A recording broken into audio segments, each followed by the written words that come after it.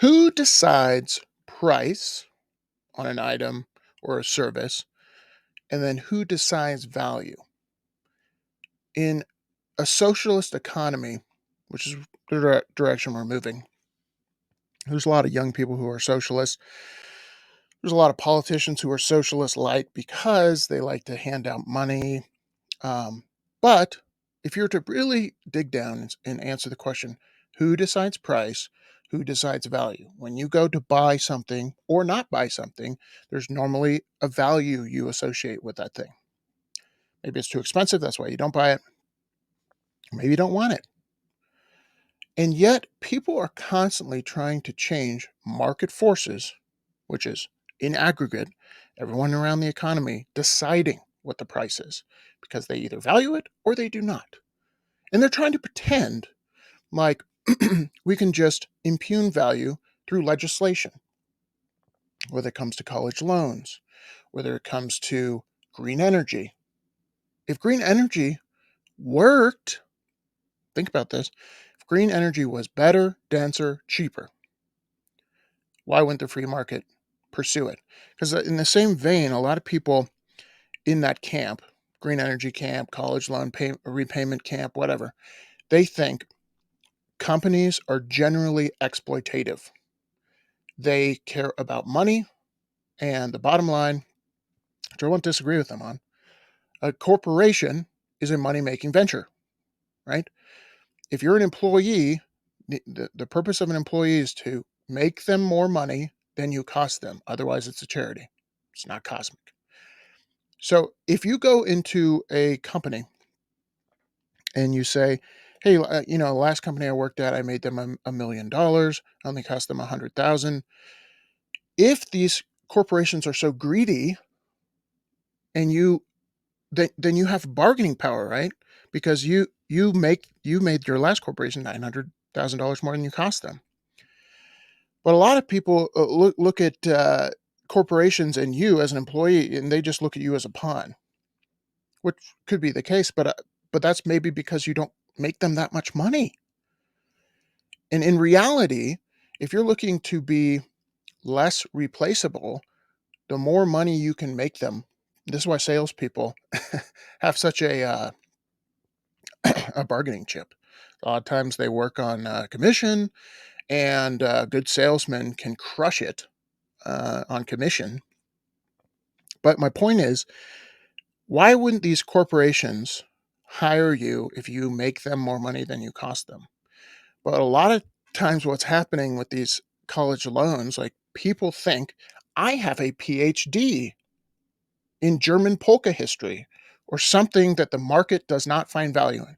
Fine, you could find value in it. Maybe you spent $200,000 to get that PhD.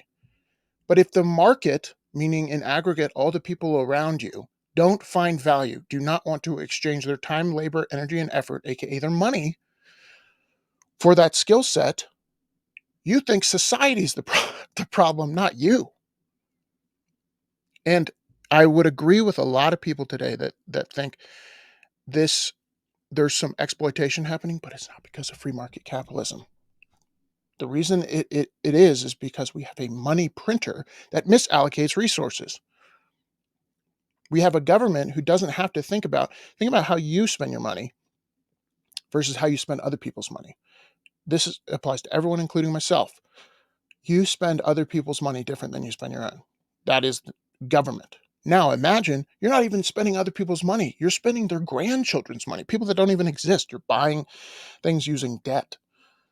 You're not as you're not as concerned about getting good deals, etc., when you spend other people's money.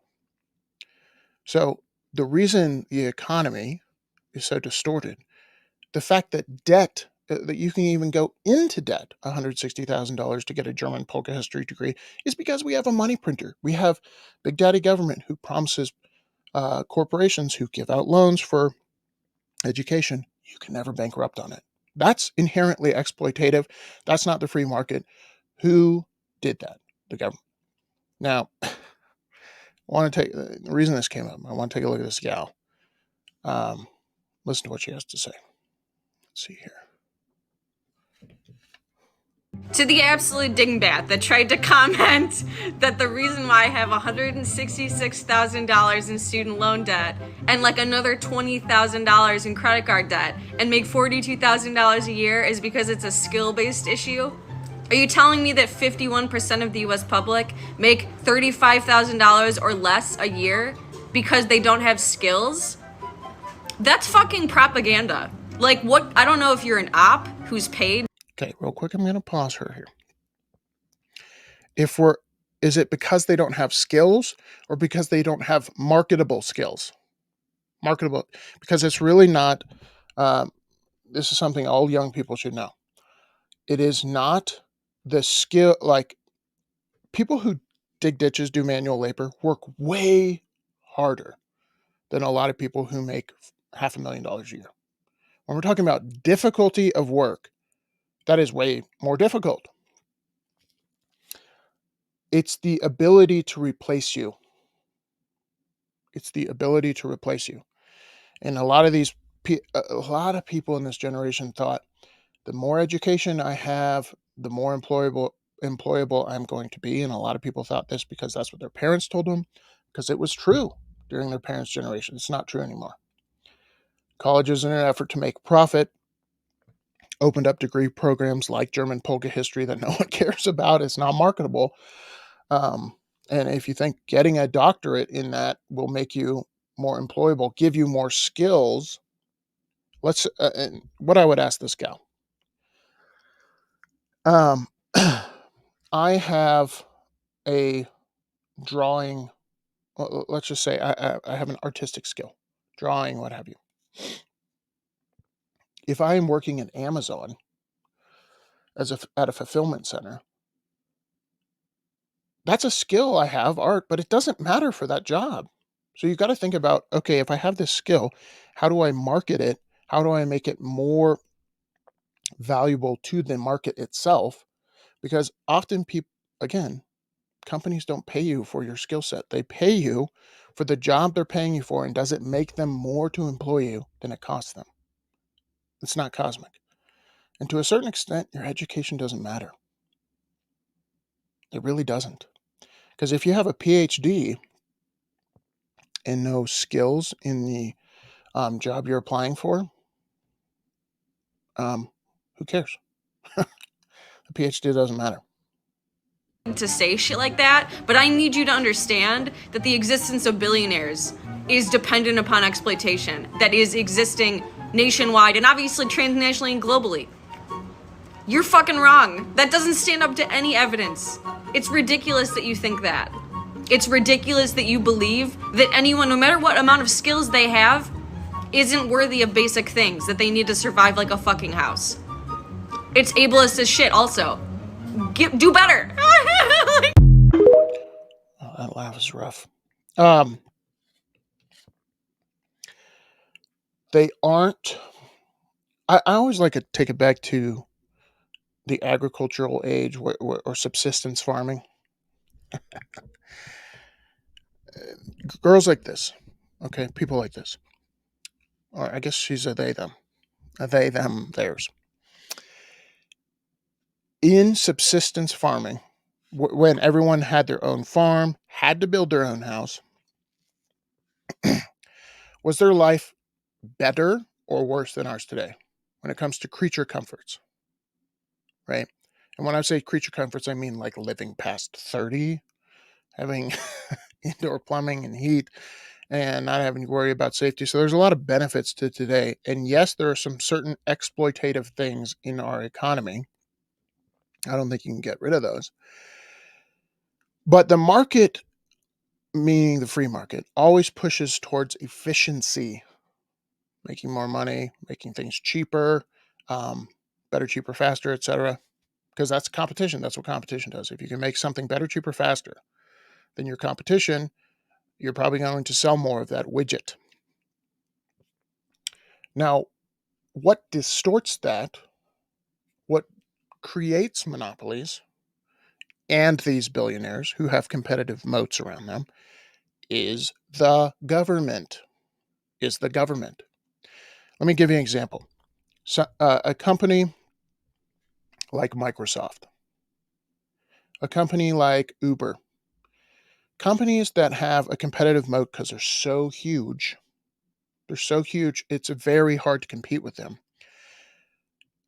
It's not so much because as you get bigger, it's a lot harder to pivot as a company because bureaucracy comes into play, et cetera, and it's a lot harder to pivot with the times.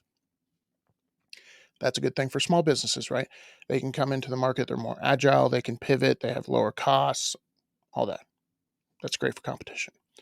What prevents that young startup from even getting off the ground? Regulation, lots of it. Who pushes for regulation and who enforces it? Big business pushes for regulation because they want more of a competitive moat. Who enforces it? The government. So these big businesses donate to politicians and say, you know what we need? We need a higher minimum wage, like Walmart and Amazon. And why do they do that? Because they don't want small businesses who are more agile, who can compete, to come onto the market. And then you have actual exploitation with these billionaires because no one can compete with them. Why? Government. This bothers me. And then we have things like this. And I didn't know this, but apparently, until the Supreme Court decision is decided on student loan debt, we haven't had to start, or students who have student loan debt haven't had to repay it. So this is a perfect example of, okay, if college, which was to start a skills based education that kind of taught you how to think, made you more marketable because you learned skills that you otherwise wouldn't have had when you're 18. And now we're to the point where we have gals like Dr. They Them who say, I'm $160,000 in debt and I make $50,000. Who should you be mad at in that circumstance? Who should you be mad at? The college? But at no point do they ever point their finger at the college as an exploitative, money making, lying organization. No, it's always society as a whole. But think about it. If I went to college, if I if my passion was to get a doctorate in German polka history, okay, great. I have that massive interest in German polka history. So I go to school for 10 years to get that. I run up $200,000 in debt. And then I go to the market after that 200,000 in debt and say, I've been training for 10 years to teach you all about German polka history. And the market goes, yeah, no one cares. Whose fault is that? Mine? Yeah, it's mine because the market doesn't care. Maybe they would. Maybe I could convince them to care. But that's on me. That's not on the market. And again, this is like socialism light. It's trying to take market forces like, hey, we don't actually care about you getting a degree in that, and saying, okay, well, these poor kids, let's pay for it. And then how are we going to pay for it continually? So, reading from the article here, I'm confident we are on the right side of the law. I'm not confident about the outcome of the decision, the president told the reporters. And this is about the Supreme Court decision about, is it constitutional for the president to come down with an edict that says, hey, sorry about your debt. Here's $20,000 paid for by me and you. Further reading, the question that will decide the fate of Biden's plan is if Congress clearly gave authority for the executive branch to forgive debts through the Higher Education Relief Opportunity for Students, the HEROES Act. The White House has pointed to the law repeatedly throughout the past 6 months because it gives educational secretaries the authority to waive or modify federal student loan and financial assistance programs when deemed necessary in the connection to a national emergency. National emergencies, aren't they great? The great thing about national emergencies is the Constitution doesn't matter. Laws don't matter because we have a national emergency. The one thing that does matter, no matter what you vote for, no matter what your thoughts are, is math. Every time, math matters. Math doesn't care about who you vote for. Are you socialist or communist or capitalist? Doesn't matter. Math matters. $31.2 trillion and growing in debt. So obviously this would add to it. Not to mention, what's the plan for people taking on debt today? Today. So all the people before the students going to school today got their school at least $20,000 of it paid for by the government because of the HEROES Act. And all the people from today who are taking on loans, too bad, so sad. You didn't happen to go to school before a pandemic. But at the end of the day, it's just denying the market forces, which was, hey, don't take on more debt if you don't have a marketable skill that you go to school for. So it tells these students the debt, what these students should learn, right? They go to school, they get $50,000, $100,000 in debt, they get out and they can't find a job that pays them better than 35,000, 50,000, whatever. They're like, what a crock that was. These colleges should be held to account for charging their students this much money when they can't even make over $50,000 starting when they get out of school. This was a lie, but it's society's fault. I don't know. Really frustrates me. And at the end, again, at the end of the day, these are the same people that think that these greedy corporations would go, okay, it sees here that you can make us over $1 million, and you're only asking for 150,000. Da, da, da, da, da, da. Okay, we're going to pay you $50,000. Okay, if these greedy corporations realize that you can make them this much money and cost them this much, you have bargaining power. That's what that's called. But you realizing when you graduate with a German polka history degree and you apply somewhere, which is a money making organization, also known as a business, that they don't care about your degree, they care about how much money you can make them. That is an issue for a lot of people today because they think it's exploitative and they're looking the wrong direction. They should be looking behind them at the school that just charged them $50,000 a year for a German polka history degree, promising them that they'd get some kind of good paying job. I wonder what's going to happen. I think in June, the Supreme Court case is going to be decided, but who knows? But it sets an extremely horrible precedent if the Supreme Court says, yeah, it's constitutional for the president to, I'm gonna waive $400 billion in debt. You think that's the end of it? No. There's going to be more of it. In order to get votes, you got to do $800 billion for the kids who just started college. It's just a mess. It's not going to end, folks. That's how they get votes. Let me know what you think in the comments below. I'll see you on the next one. Peace.